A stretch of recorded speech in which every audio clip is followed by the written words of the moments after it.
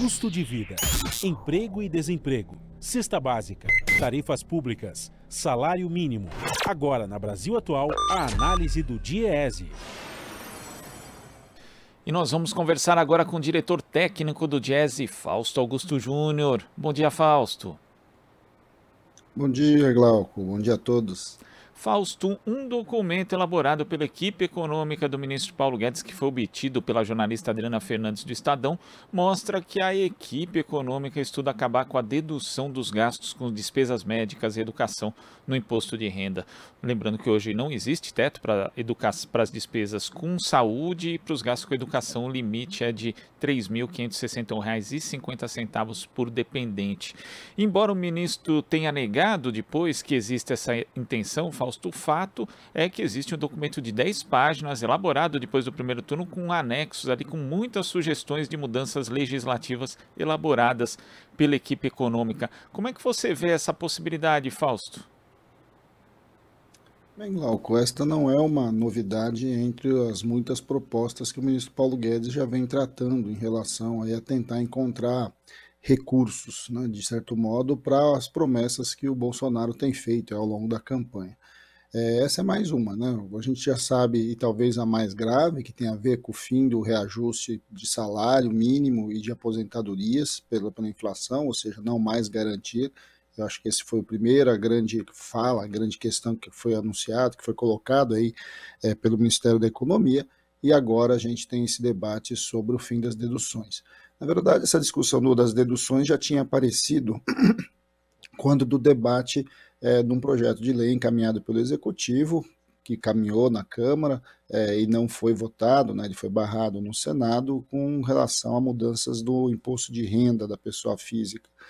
Então não há nenhuma novidade, assim, há sim uma intenção já há muito tempo do Ministério da Economia e aí do ministro Paulo Guedes de alguma forma mexer nas deduções que atinge diretamente a classe média. É uma discussão significativa, é uma discussão importante, porque nós estamos falando aí em elevar o imposto de renda, em especial para a classe média e classe média alta. E é por isso que, de alguma forma, o ministro Guedes saiu correndo aí para dizer que isso não era verdade, uma vez que uma parte dessa classe média faz parte aí da base de apoio do governo Bolsonaro. Então, quando a gente vai vendo, na verdade, o que está sendo gestado é um conjunto de medidas que, caso o Bolsonaro volte a se reeleger, a gente vai assistir aí mais medidas que vão atingir diretamente, de novo, lembrando, né, atingir os mais pobres, porque uma das propostas é o não reajuste do salário mínimo pela inflação e das aposentadorias, e agora a gente fica sabendo aí de mais uma previsão, mais uma proposta que vai mexer diretamente na renda da classe média. O que nos surpreende aí, Glauco, é que de todas essas medidas que vêm aparecendo aí, que parece que vão pintando uma hora aqui, uma hora ali, na verdade nenhuma delas atinge os mais ricos, atinge aqueles que de fato detêm o recurso financeiro e que estão, de certo modo, abastecendo aí com doações de pessoas físicas a campanha do Bolsonaro.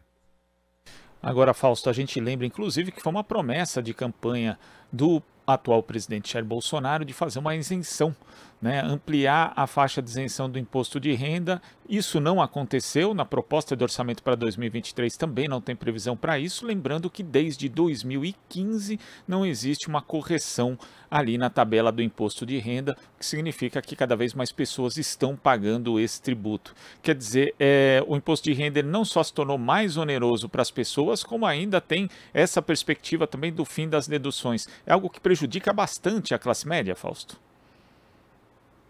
Sem dúvida. Na verdade, aí a gente vai vendo o quanto não necessariamente as propostas que um candidato aí, então em especial o Bolsonaro vai falando, na verdade se materializam, né? A gente assistiu essa promessa aí de ampliação da faixa de isenção do imposto de renda lá na eleição de 2018.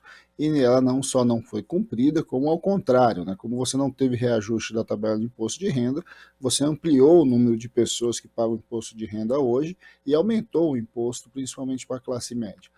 Agora a gente ouve uma série de vai fazer isso, ou vai fazer aquilo, ou vai mudar a tabela novamente, mas na verdade, os estudos técnicos mesmo, como mostrou aí o que o Estadão publicou é que é o contrário, né? O que se pretende é ampliar a arrecadação sobre o imposto de renda da classe média, principalmente, porque é quem tem, de fato, gastos privados com saúde e educação, e muito menos a discussão de você reorganizar aí as isenções, em especial e a faixa de entrada do imposto de renda. Eu acho que esse é um debate que vai ser importante. A discussão do imposto de renda é uma discussão bastante importante para o futuro da tributação no Brasil. O imposto de renda é um imposto que a gente deveria se debruçar, inclusive para que a gente pudesse mudar, né, a regressividade da nossa estrutura tributária, mas, por outro lado, a gente percebe que, na verdade, tudo isso faz parte aí de um movimento do Ministério da Economia, caso o Bolsonaro se reeleja, de ampliar a sua arrecadação vis-à-vis tentar conseguir se colocar ali o orçamento dentro do teto de gastos. E insisto, né, todas as propostas que apareceram até agora atingem sempre os mais pobres e agora atinge a classe média. E tudo que saiu recentemente, que estava em estudo, né, pela equipe econômica do Paulo Guedes, a questão da alteração da desindexação do salário mínimo, também desindexação dos benefícios previdenciários e agora essa alteração aí do imposto de renda também, né, o fim das deduções para a educação e para a saúde, tudo isso, Fausto, não mexe com o topo da pirâmide brasileira, né? Lembrando, inclusive, que o Bolsonaro apresentou uma proposta de reforma tributária que também não acabava com a estrutura regressiva da tributação aqui no Brasil, ou seja, não onerava os mais ricos, e parece que tudo continua igual, né? Inclusive nesses esboços de proposta, e não existe qualquer tipo de proposição nesse sentido também no plano de governo de Bolsonaro, Fausto?